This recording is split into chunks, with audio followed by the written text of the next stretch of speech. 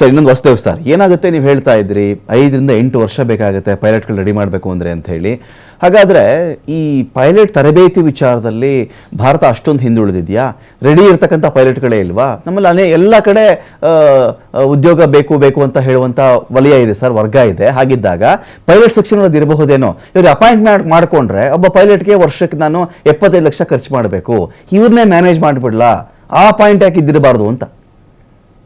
Sir, ಇದು pilot ಟ್ರೈನಿಂಗಿಗೆ ಒಂದು 3 ವರ್ಷ ನೀವು ಮಿನಿಮಮ್ DGCA ಎಕ್ಸಾಮ್ಗಳು ಪಾಸ್ ಮಾಡೋದೆಲ್ಲ ಇದೆ. ಅದಾದ್ಮೇಲೆ ಅವರಿಗೆ ಫ್ಲೈಯಿಂಗ್ ಅವರ್ಸ್ ಸಿಗ್ಬೇಕು, ಟೈಪ್ ಆಫ್ ಏರ್ ಕ್ರಾಫ್ಟ್ ಅಂತ ಇರುತ್ತೆ. ಆ ಟೈಪ್ ಆಫ್ ಏರ್ ಕ್ರಾಫ್ಟ್ ಅಲ್ಲಿ ಟ್ರೈನಿಂಗ್ ಸಿಗ್ಬೇಕಾದ್ರೆ ಬೋಯಿಂಗ್ ಕಂಪನಿನಲ್ಲೋ ಏರ್ ಬಸ್ ಕಂಪನಿ ಅದು ಅವರ ವಿಮಾನದಲ್ಲಿ ಅವರು ಟ್ರೈನಿಂಗ್ ತಗೋಬೇಕು. ಅವ್ ಯಾವ್ದಕ್ಕೂ ನಮ್ಮ ದೇಶದಲ್ಲಿ ಇನ್ನೂ ಫೆಸಿಲಿಟೀಸ್ ಬೆಳೆದಿಲ್ಲ, ಸ್ಲೋ ಆಗಿ ಬೆಳೀತಾ ಇದೆ. ಏರ್ ಟ್ರಾಫಿಕ್ ಕಂಟ್ರೋಲರ್ಸ್ಗೂ ಇದೇ ಸಮಸ್ಯೆಗಳು ಇದ್ದಾವೆ, ಪೈಲಟ್ಗೂ ಇದೇ ಸಮಸ್ಯೆ ಇದೆ. ನಮ್ಮಲ್ಲಿ ಇವಾಗ ಕಾಲೇಜುಗಳು ಬಂದಿದ್ದಾವೆ ಏವಿಯೇಷನ್ ಮೇಲೆ, ಅವರುಗಳು ಬರೀ ಏರ್ಲೈನ್ ಅಸಿಸ್ಟೆಂಟ್ಗಳನ್ನ ಪ್ರಿಪೇರ್ ಮಾಡ್ತಾ ಇದ್ದಾರೆಯೇ ಹೊರತು ಪೈಲಟ್ಗಳನ್ನ ಪ್ರಿಪೇರ್ ಮಾಡೋದಕ್ಕೆ ಬೇಕಾಗಿರ್ತಕ್ಕಂಥ ಫ್ಲೈಯಿಂಗ್ ಕ್ಲಬ್ಗಳನ್ನ ಹುಟ್ಟು ಹಾಕಿ ನೋಡಿ. 70 ವಿಮಾನಗಳು ಇಲ್ಲಿ ಆಪರೇಷನಲ್ ಇದ್ವು ಒಂದು ಈ ಸರ್ಕಾರ ಬರೋದಕ್ಕೆ ಮುಂಚೆ 10 years ago. ಇವತ್ತು 160 ಏರ್ಪೋರ್ಟ್ಸ್ ಆರ್ ರೆಡಿ.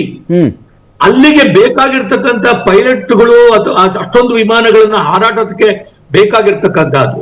ಇನ್ನು another 5 years we are going to have 2400 aircraft operations. ಈಗಿರೋದು ನಮ್ಮ ಹತ್ರ ಅರೌಂಡ್ 573 ಏರ್ ಕ್ರಾಫ್ಟ್ ನಮ್ಮ ಹತ್ರ ಇರೋದು ಇಂಡಿಯಾದಲ್ಲಿ. ಆ 4 times bigger operation, bigger scale of operations ಏನಿದೆ ಅದಕ್ಕೆ ಬೇಕಾಗಿರೋ ಟ್ರೈನಿಂಗ್ ಎಲ್ಲೂ ಆಗ್ತಾ ಇಲ್ಲ ಸರ್. ನಾವು ಯಾಕೆ ಇದನ್ನ ನಾವು ಕನ್ಸಿಡರ್ ಮಾಡ್ತಾ ಇಲ್ಲ? ಸರ್ಕಾರ ಇದನ್ನ ಕನ್ಸಿಡರ್ ಮಾಡಿದ್ಯೋ ಇಲ್ವೋ? DGCA ಇದ್ರ ಬಗ್ಗೆ ಏನಾದ್ರೂ ವೈಟ್ ಪೇಪರ್ ತರುತ್ತೋ? Ministry of civil aviation is aware of this. ಅವಾಗ ಅವ್ರು ಹೇಳಿದಾಗೆ ಯಾವುದೋ ಒಂದು ಡಿಪಾರ್ಟ್ಮೆಂಟ್ ಅಲ್ಲಿ ಕೆಲಸ ಮಾಡಕ್ ಆಗದೇ ಇರೋರನ್ನ ನಾವು ಈ ಒಂದು ಡಿಪಾರ್ಟ್ಮೆಂಟ್ ಗೆ ಹಾಕಿದಾಗ ಸಿವಿಲ್ ಏವಿಯೇಷನ್ ಅದಕ್ಕೆ ಹೇಗೆ ಸರ್ ಅದು ಮುಂದಕ್ಕೆ ಆ ತರ ಒಂದು ಟೆಕ್ನಾಲಜಿಕಲಿ ಒಂದು ಹೈಯರ್ ಲೆವೆಲ್ ನಲ್ಲಿ ಆ ಒಂದು ವಿಜುವಲೈಸೇಷನ್ ಮಾಡೋದಕ್ಕೆ ಸಾಧ್ಯ ಆಗುತ್ತಾ ಸರ್ ಅವರಿಗೆ? ಇದನ್ನ ನಾವು ನೋಡಿಲ್ಲ. Aviation is A different field sir. ಅದನ್ನ ಅಲ್ಲಿಗೆ ಬೇಕಾಗಿರ್ತಕ್ಕಂಥ ಟೆಕ್ನಾಲಜಿ, ಅಲ್ಲಿಗೆ ಬೇಕಾಗಿರ್ತಕ್ಕಂಥ pilot expertise, air traffic controllers expertise, ಅದಕ್ಕೆ ಬೇಕಾಗಿರೋ ಜನನ ಹಾಕೊಳ್ಬೇಕು, ಹುಡುಕ್ಬೇಕು ಸರ್. ನಾವು ಹಳೆ ತರದ್ದೇ ಒಂದು ಯಾವುದೋ ಒಂದು IAS ಆಫೀಸರ್ಗಳನ್ನ ಅವ್ರುಗಳನ್ನ ಇಲ್ಲಿ ತಗೊಂಬಂದು ಕೂರ್ಸೋದು, ಆಮೇಲೆ ಆ DGCA ನಲ್ಲಿ ಅವರು ಈ ಪೈಲಟ್ಗಳು ಕೊಡ್ತಕ್ಕಂಥ ಯಾವುದೋ ಒಂದು ಸಣ್ಣ ಒಂದು ಯಾವುದೋ ಒಂದು ಇದಕ್ಕೆ ಅಥವಾ ಮ್ಯಾನೇಜ್ಮೆಂಟ್ ಕೊಡ್ತಕ್ಕಂಥ ಸಣ್ಣ ಬೆನಿಫಿಟ್ಗೆ ಮಾರು ಹೋಗ್ತಕ್ಕಂಥ ಜನಗಳನ್ನ ಅಲ್ಲಿ ಇಡೋದಾದ್ರೆ, ನಾನು ಹೇಳ್ತಾ ಇದ್ದೀನಿ ಓವರ್ ಆಲ್ ಸಿಸ್ಟಮ್ ಬಗ್ಗೆ ಹೇಳ್ತಾ ಇದ್ದೀನಿ. 400 ಆಡ್ ಏರ್ ಕ್ರಾಫ್ಟ್ ಆಪರೇಷನ್ ಮಾಡೋ ಕಾಲದಲ್ಲಿ 2000 ಏರ್ ಕ್ರಾಫ್ಟ್ ಗಳಿಗೆ ಇವರು ಆರ್ಡರ್ ಕೊಡೋದಾದ್ರೆ ಅದಕ್ಕೆ ಬೇಕಾಗಿರೋದು sir every $100 you have spent on purchasing of aircraft, you will have to spend $40 on infrastructure. Is it going on? Whether they are doing it sir? ಇದನ್ನ ನಾವು question ಕೇಳಬೇಕು. ಯಾರ ಹತ್ರ ಕೇಳೋಣ ಸರ್? ಯಾರನ್ನಾದ್ರೂ ಕೇಳೋದು ಅಂದ್ರೆ ಯಾರನ್ನ ಕೇಳೋ? MP ಗಳನ್ನ ಕೇಳೋಣವಾ? ಅವರಿಗೆ ಏನ್ ನಡೀತಾ ಇದ್ದು ನಡೀಲಿ ಬಿಡಿ ಸರ್ ಅಂತಾರೆ. ನಾವು ಯಾರಿಗೆ ಹೋಗಿ ಹೇಳ್ಬೇಕು ಸರ್ ಇದನ್ನ?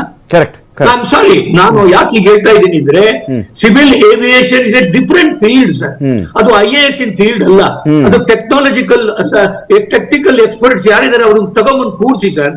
ಈಗ ನೋಡಿ ರೈಲ್ವೆನಲ್ಲಿ ಒಬ್ರು ಅವರು ಅಶ್ವಿನ್ ಇದ್ದಾರೆ, ಅವರು ಆ ತರ ನೋಡುವಂತ ವ್ಯಕ್ತಿ ಅಥವಾ ಆ ತರದ ಒಂದು ವ್ಯಕ್ತಿ ಈ DGCA ನಲ್ಲಿ ಅಲ್ಲಿ ಇಲ್ಲಿ ಇದ್ರೆ ಒಂದಿಷ್ಟು ಒಳ್ಳೆ ಕೆಲಸ ಆದೀತೋ ಏನು ಅಂತ ಒಂದು ಆಸೆ ಸರ್. ನಂದು ಸುನಿಲ್ ಒಂದು ಪ್ರಶ್ನೆ ಇರುತ್ತೆ. ಆಯ್ತು, ನಾವು ಸಮಸ್ಯೆಗಳ ಬಗ್ಗೆ ಎಲ್ಲ ಮಾತಾಡಿದೀವಿ. ಈಗ ಈ ಒಂದು ಇಂಡಿಗೋ ಅಂತ ಬಂದಾಗ 5,000ಕ್ಕೋ 6,000 ರೂಪಾಯಿಗೋ ಡೆಲ್ಲಿ ಕರ್ಕೊಂಡು ಹೋಗ್ತಾರೆ ಅವರು. ಅನೇಕ ಜನಗಳಿಗೆ ಖುಷಿ ಇದೆ. ಇದು ತುಂಬ ಮಧ್ಯಮ ವರ್ಗದವನು, ಕೆಳ ಮಧ್ಯಮ ವರ್ಗದವನು ಕೂಡ ನಾನು ವಿಮಾನದಲ್ಲಿ ಹೋಗಬೇಕು, ನನ್ನ ತಾಯಿನ ಕರ್ಕೊಂಡು ಹೋಗಬೇಕು, ನಮ್ಮ ತಾಯಿ ವಿಮಾನದಲ್ಲಿ ಕೂತೇ ಇಲ್ಲ, ನಮ್ಮ ತಂದೆನ ಕರ್ಕೊಂಡು ಹೋಗಬೇಕು, ನಾನು ಫಸ್ಟ್ ಅಲ್ಲಿ ಕರ್ಕೊಂಡು ಹೋಗ್ಬೇಕು ಅಂತ ಆಸೆ ಪಟ್ಟರೆ ಆಸೆಗೆ ರೆಕ್ಕೆ ಆಗಿದ್ದು ಅನ್ಡೌಟೆಡ್ಲಿ ಇಂಡಿಗೋನೇ. ಸೊ ಈ ಸಂಸ್ಥೆನೂ ಇರಬೇಕು, ನಮಗೆ ಈ ಏವಿಯೇಷನು ಇರಬೇಕು, ಈ ಸಮಸ್ಯೆನ ಬಗೆಹರಿಬೇಕು, ರೂಲ್ ಪ್ರಕಾರನೂ ಹೋಗಬೇಕು. ಅಂದರೆ ಏನೋ ಸೊಲ್ಯೂಷನ್ಸ್ ಇದೆಯಾ? ಖಂಡಿತವಾಗ್ಲೂ ಇದೆ ಸರ್. ಏನೋ ಇಷ್ಟೊಂದೆಲ್ಲ ನಾವು ಮಾತಾಡಿದ್ವಿ ಅಂದ್ರೆ ಇಂಡಿಗೋ ಬಗ್ಗೆ ಎಲ್ಲಾನು ಕೆಟ್ಟದ, we are proud of it. IndiGo ಬೆಳೆದ ರೀತಿ ಇದೆಯಲ್ಲ, we are proud of it, no doubt. But then ಕೆಲವು ತಪ್ಪುಗಳಿವೆ, ತುಂಬಾ ದೊಡ್ಡ ದೊಡ್ಡ ತಪ್ಪುಗಳಿವೆ, ಅದನ್ನ ಸರ್ ಮಾಡ್ಕೋಬೇಕು. ತಪ್ಪೆಲ್ಲರೂ ಮಾಡ್ತಾರೆ. But then this is the time. First immediately stabilise your crew. ನೀವು ಏನು ಇದು ಮಾಡಿದಿರಲ್ಲ ಅಗ್ರೆಸಿವ್ ರಿಕ್ರೂಟ್ಮೆಂಟ್. ನಿಮ್ಮ ಹತ್ರ ತುಂಬಾ ದುಡ್ಡಿದೆ, ಈಗ next 5-6 months whatever the time ನೀವೇನ್ ತಗೋತೀರಾ ನೀವು ತಗೊಳ್ಳಿ ಅದನ್ನ, get from anywhere in the world. ನಿಮ್ಮ ಹತ್ರ ದುಡ್ಡಿದೆ, you can afford that. First ನೀವು ನಿಮ್ಮ ಒಂದು ಕ್ರೂ ಏನಿದೆ ಅದನ್ನ ಸ್ಟೆಬಿಲೈಸ್ ಮಾಡಿ. ನಿಮ್ಮ ಆಪರೇಷನಲ್ ಓವರ್ ಹಾಲ್, ನಿಮ್ಮ 4% ಬಫರ್ ಏನ್ ಇಟ್ಕೊಂಡಿದ್ದೀರಲ್ಲ ಅದನ್ನ within 1 year it has to go to 10-12% buffer ನೀವು ಇಟ್ಕೊಳ್ಳೇಬೇಕು if you really want. This should happen under the vigilance of the government. Government ನೋಡ್ಬೇಕು ಇದನ್ನ. Next, regulatory accountability. DGCA has failed miserably in this. ಒಬ್ಬ ಇಂಥ ದೊಡ್ಡ ಒಂದು ಏರ್ಲೈನಿಗೆ ಅವರು recruitment ಮಾಡಲಿಲ್ಲ ಅಂದ್ರೆ it's a shame on DGCA.